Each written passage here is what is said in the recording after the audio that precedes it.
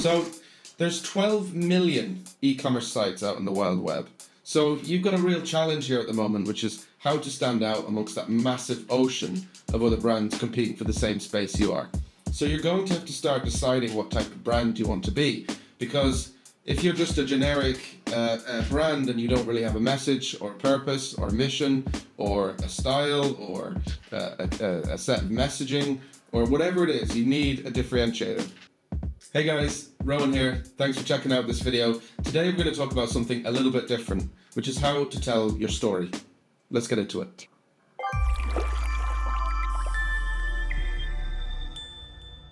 So we're going to look at the challenger brand examples here, and there's different types.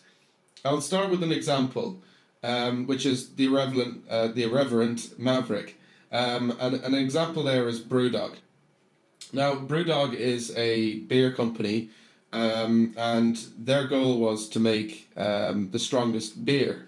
And so they pulled a whole variety of PR stunts back in the day by sending letters to government and to newspapers, and they ended up making a massive splash about it. And they did that by just being different and out there. So Brewdog, like... Some of their examples are just absolutely bizarre. So, spoofing Guinness's iconic surfer ad, Brewdog owners James Watt and Mark Dickey tried their hand at recreating the campaign in typically tongue-in-cheek fashion. Ahab says, I don't care who you are, here's to your dream. The old sailors return to the bar. Here's to you, Ahab! And the fat drummer hit the beat with all his heart. Machine will operate in 1 minute. Please ensure that all horses are wearing armbands. This is an amazing looking horse. It's so realistic, everyone's going to think it's an actual horse.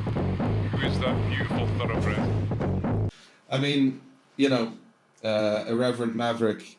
To celebrate a crowdfunding record, the Brewers decided to charter a helicopter to fly across London and drop taxidermy fat cats from the air.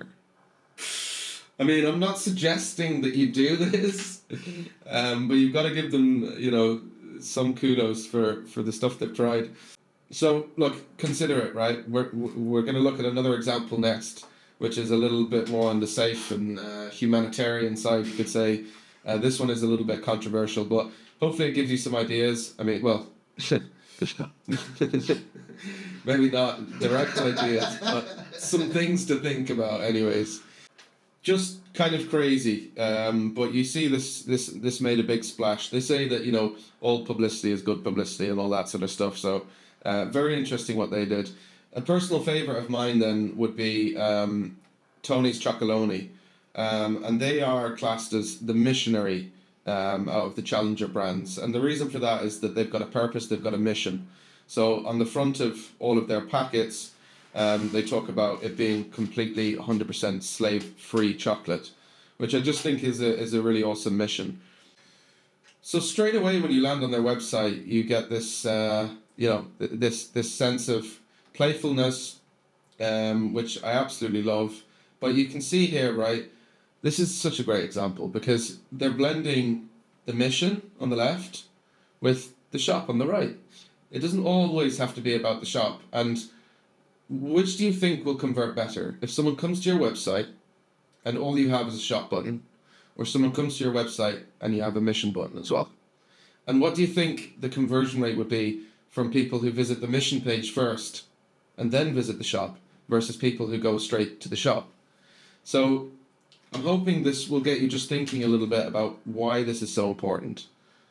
So 100% slave-free, the norm in chocolate. The problem, so they're really going all in here. They're talking deeply about the issues. Beautiful website. Yeah, the website is incredible. It's absolutely beautiful. Modern slavery. You know, they're not hiding here. You know, so if there's something that you're passionate about, something that gives you meaning, say that. Be that. You know, be the change. I know that sounds cringy, but like it just shows you that you can have a brand that does good for the world.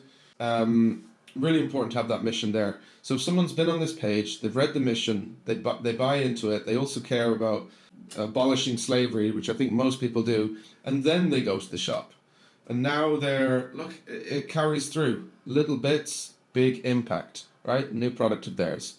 Ben & Jerry's. Ben & Jerry's is another great brand that we can look at as well. They've got personalized ones, and you can see, if you've been to that mission page, I'm now much more comfortable. I don't have that kind of sense of, maybe buyer's remorse that you might get from, purchasing a product that's like, I don't know, produced abroad or, covered in plastic or whatever. Like you can now come into this. I'm feeling quite calm here. I'd actually love to shop for some chocolate now because it's for a good mission. Who doesn't like chocolate? The packaging is absolutely incredible. And yeah, like I say, that buyer's remorse is completely gone. You're buying a product that is cruelty free, which is awesome. So yeah, Tony's Chocolonely, hats off to you guys. Amazing. You can see there's a whole group of different types that you can be as a challenger brand. Let's go through a couple more of them now. The next generation brand. So these brands challenge the market leaders and ask us if our current solutions are really fit for the next generation. Fussy, for example, are here to shake up personal hygiene. So yeah, making us question the status quo, make us question whether what we're using on a day-to-day basis is of a quality that we deserve and want as consumers. Interesting one. The feisty underdog. So yeah, this is an interesting one as well. It's positioning yourself as the underdog, breaking into the market.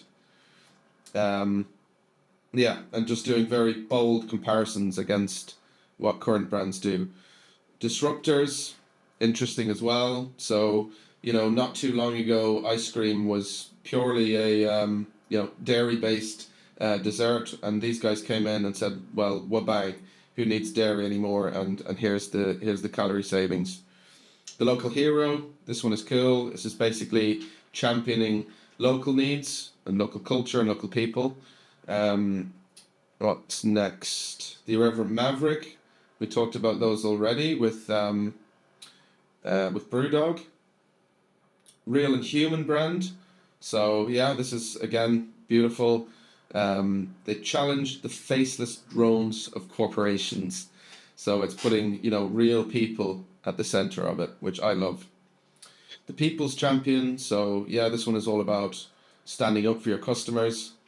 Founders Michael and Tox identified a huge problem in the world of swimming. Most swimwear wasn't accessible for a lot of people, especially people of colour. So they created a new extra large swim cap designed for people with voluminous hair.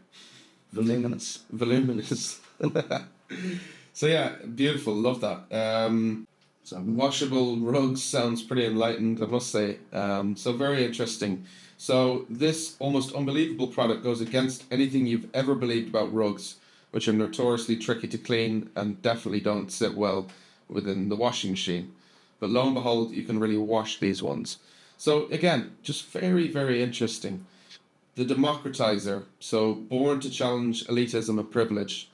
Interesting again, we're talking about making things accessible, and they make, this company here, Universal Standard, they make garments for regular sized people. Simple, right? Not for supermodels. Their clothes are size, race, and gender inclusive. Really nice. The Equalizer bridges the gap between luxury and affordability. Nice one. So, why am I bothering to go through all this with you? Well, the thing is, you're creating a business at the moment, you're creating a website at the moment, you're trying to grow your sales at the moment, and it's that whole Simon Sinek thing, right? People don't buy what you do, they buy why you do it. So, hopefully this just gives you a bit of guidance on how to create that why, and pick something from here that you're really passionate about. Read through other challenger brands, research the ones I've shown you here, and I think in doing so you'll be able to come up with a real sense of meaning for your brand, and trust me, that will translate to the growth of your business. So guys, thanks for checking out this video. I hope this will maybe just give you an idea to maybe challenge what you're currently doing around the tone, voice, messaging, look, feel of your brand. And I'd love to hear if you're already following one of these, or you have a unique mission or voice that you use in your brand right now, please let me know in the comments. And if there's any other similar related videos like this one that you'd want to go through, or any parts of this you'd like us to dig into in more detail, please let us know. And as always, if you're watching to the end, you're an absolute legend. See you soon with some more content. Peace.